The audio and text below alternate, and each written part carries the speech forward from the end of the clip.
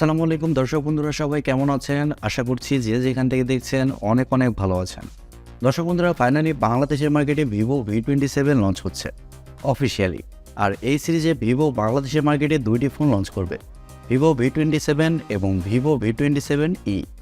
আগামী মাসের 2 তারিখে এই ফোনগুলো বাংলাদেশের মার্কেটে অফিসিয়ালি লঞ্চ হবে। অলরেডি Vivo বাংলাদেশ এই বিষয়টি কনফার্ম করেছে। আর আজকের ভিডিওতে আমরা কথা বলবো Vivo V27e এই ফোনটি নিয়ে। এই ফোনটির হাইলাইটেড বিষয় হচ্ছে ফোনটির সুন্দর ডিজাইন, পাশাপাশি ফোনে থাকছে ওআইএস যুক্ত ক্যামেরা এবং অ্যামোলেডের একটি ডিসপ্লে। সো সব কিছু মিলিয়ে ফোনটি আসলে কেমন হবে, আর ফোনটি যেহেতু আগামী মাসের 2 তারিখে বাংলাদেশের মার্কেটে অফিসিয়ালি লঞ্চ হবে, সেহেতু এই ফোনটির প্রাইসই বা কেমন হতে পারে, এই সবগুলো বিষয় নিয়ে আলোচনা করব আজকের এই ভিডিওতে। সো পুরো ভিডিওটি মনোযোগ সহকারে দেখবেন, আর ভিডিওটি ভালো লাগলে ভিডিওতে একটি লাইক দিবেন। প্রথমে যদি ফোনটির ডিজাইন এবং বিল্ড কোয়ালিটি নিয়ে কথা বলি, তাহলে Vivo V27 এর ফোনগুলোর ডিজাইন খুবই সুন্দর করা হয়েছে। আর এই ফোনটির ব্যাক সাইডে থাকছে প্লাস্টিক, বলতে পারেন গ্লাস্টিক, যা দেখতে কিন্তু পুরোটাই গ্লাসের মতো। আর ব্যাক সাইডে থাকছে 3টি ক্যামেরা, আর ক্যামেরা মডিউলের পাশে থাকছে রিং এলইডি ফ্ল্যাশ, এবং একেবারে নিচের দিকে থাকছে ভিভোর ব্র্যান্ডিং।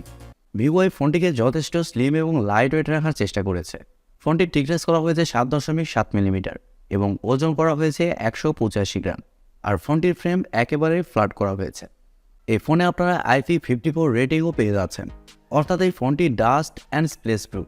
এর কারণে ফোনটিতে হালকা পানির ছেটা ফোটা ঢুকছে না। তবে দুঃখজনক হলেও সত্যি যে এই ফোনটিতে আপনারা 3.5 মিলিমিটার হেডফোন জ্যাক পাচ্ছেন না। টাইপ-সির মাধ্যমে আপনাদেরকে সকল ধরনের কাজ চালিয়ে নিতে হবে। আর ফোনটিতে ব্যবহার করা হয়েছে হাইব্রিড সিম কার্ড স্লট, অর্থাৎ এই ফোনটিতে আপনারা একটি সিম কার্ডের পাশাপাশি একটি মাইক্রোএসডি কার্ড ব্যবহারের সুযোগ পাচ্ছেন। আর আপনি যদি মেমোরি কার্ড ইউজ করতে না চান, সেক্ষেত্রে 2টি সিম কার্ডই ব্যবহার করতে পারছেন। Vivo V27e এই ফোনটির সামনে আসলে আপনারা পেয়ে যাচ্ছেন একটি ফুল ভিউ ডিসপ্লে, যার উপর অংশে মাঝ বরাবর পাঞ্চলের মাধ্যমে বসানো থাকছে সেলফি ক্যামেরাটি। আর পাঞ্চলের সাইজটাও খুবই ছোট করা হয়েছে। আর ডিসপ্লের চেন বা বেজেলও কিন্তু যথেষ্ট ন্যারো রাখা হয়েছে।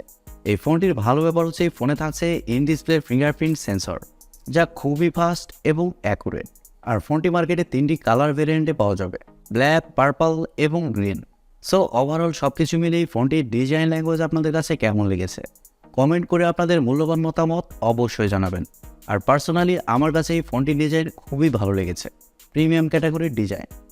আর আপনারা যদি আমাদের চ্যানেলে নতুন হয়ে থাকেন, সেক্ষেত্রে আমাদের চ্যানেলটি সাবস্ক্রাইব করে পাশে থাকবেন, আর পাশে থাকা বেল আইকনটি প্রেস করে দেবেন। ক্যামেরা সেকশন নিয়ে কথা বলতে গেলে এখানেও থাকছে বিশেষ আকর্ষণ। ফোনটির ব্যাক সাইডে থাকছে 3টি ক্যামেরা, যার মেন সেন্সর হিসেবে থাকছে 64 মেগাপিক্সেলের একটি ওয়াইড সেন্সর, যা f1.8 অ্যাপারচার। আর এই সেন্সরে আপনারা ওআইএস পেয়ে যাচ্ছেন, মানে অপটিক্যাল ইমেজ স্টেবিলাইজেশন। এর কারণে আপনি যখন ভিডিও শ্যুট করবেন, তখন আপনার হাত যদি একটু নড়েও যায়, সেক্ষেত্রেও ভিডিওতে সেকি ভাবটা আসবে না। ভিডিও কোয়ালিটি স্টেবল রাখার চেষ্টা করবে। আর ওআইএস এর পাশাপাশি এখানে এআইএস এর সাপোর্টও পেয়ে যাচ্ছেন। ফোনটিতে সেকেন্ড সেন্সর হিসেবে থাকছে 2 মেগাপিক্সেলের একটি ম্যাক্রো সেন্সর, এবং থার্ডে থাকছে 2 মেগাপিক্সেলের একটি ডেপথ সেন্সর। তবে আমার মনে হয়েছে ব্যাক ক্যামেরাতে 2 মেগাপিক্সেলের মতো সেন্সর ব্যবহার না করে মিনিমাম একটি 8 মেগাপিক্সেলের আলট্রা ওয়াইড সেন্সর দিলে বেটার হতো, যেহেতু এই ফোনটির প্রাইসও কিন্তু কম না। পাশাপাশি এই ফোনটিতে সেলফি ক্যামেরা হিসেবে থাকছে 32 মেগাপিক্সেলের সেলফি ক্যামেরা, যা f2.2 অ্যাপারচার।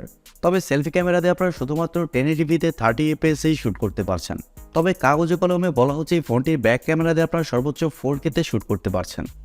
আর ফটো কোয়ালিটির কথা বলতে গেলে ভিভোর ভি সিরিজের ফটো কোয়ালিটি বরাবরই ভালো হয়। এবার আসলে আমাদের দেখার পালা ভিভোর এই ফোনটির ফটো কোয়ালিটি এবং ভিডিও কোয়ালিটি কতটা বেটার হয়। ফোনটির ডিসপ্লে নিয়ে কথা বলতে গেলে এই ফোনে থাকছে 6.62 ইঞ্চির একটি অ্যামোলেড প্যানেল। আর এই ডিসপ্লেটি হচ্ছে ফুল এইচডি প্লাসের ডিসপ্লে, যার রেজলিউশন হিসেবে থাকছে 1080x2400 পিক্সেল, এবং আরও থাকছে 398 ppi ডেন্সিটি।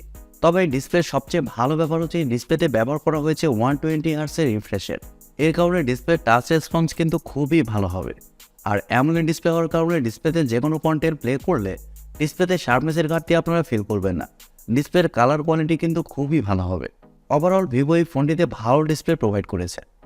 ফোনটির সফটওয়্যার এবং পারফরমেন্স নিয়ে যদি আমরা কথা বলি, তাহলে এই ফোনে থাকছে Android 13, যার ব্যাকহ্যান্ডে থাকছে FuntaOS 13। আর ফোনটিতে চিপসেট হিসেবে থাকছে Mediatek Helio G99 চিপসেট, যা একটি 4G চিপসেট। হ্যাঁ দর্শক বন্ধুরা, 4G চিপসেট।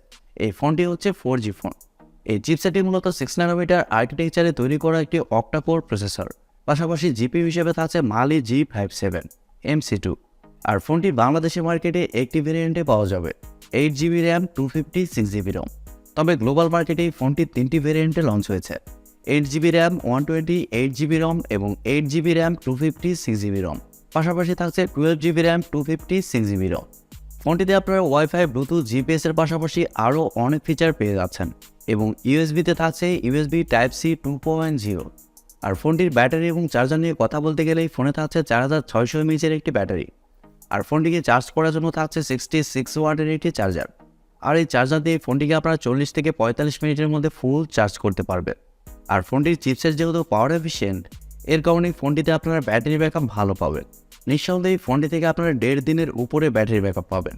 তবে আপনি যদি হেভি ইউজার হন বা ফোনে যদি লং টাইম গেমিং করেন, সেক্ষেত্রে বিষয়টা সম্পূর্ণ আলাদা। এবারে কথা হচ্ছে বাংলাদেশের মার্কেটে এই ফোনটির প্রাইস কেমন হতে পারে।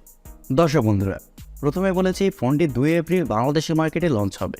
আর দেশের বাজারে এই ফোনটির 8GB র্যাম 256GB রোমের প্রাইস হতে পারে 34 থেকে 35,000 টাকা।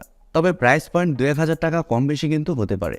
আর এরকম প্রাইস পয়েন্টে এই ফোনটি যা অফার করছে তা হচ্ছে সুন্দর ডিজাইন, পাশাপাশি ভালো ডিসপ্লে এবং ওআইযুক্ত ক্যামেরা সেটআপ, পাশাপাশি থাকছে 32 মেগাপিক্সেলের সেলফি ক্যামেরা।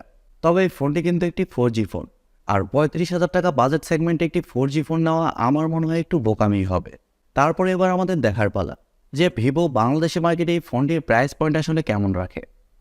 প্রিয় দর্শক বন্ধুরা, এই ছিল আজকের ভিডিওটি আপনাদের কাছে কেমন লেগেছে কমেন্ট করে অবশ্যই জানাবেন। আর ভিডিওটি যদি সত্যিই ভালো লেগে থাকে তাহলে টিভি টেকটিউব চ্যানেলটি সাবস্ক্রাইব করবেন এবং ভিডিওতে একটি লাইক দিবেন। সো আজকের মতো এই পর্যন্তই, দেখা হবে কালকের ভিডিওতে। সবাই অনেক অনেক ভালো থাকবেন এবং সুস্থ থাকবেন। খোদা হাফেজ, টাটা।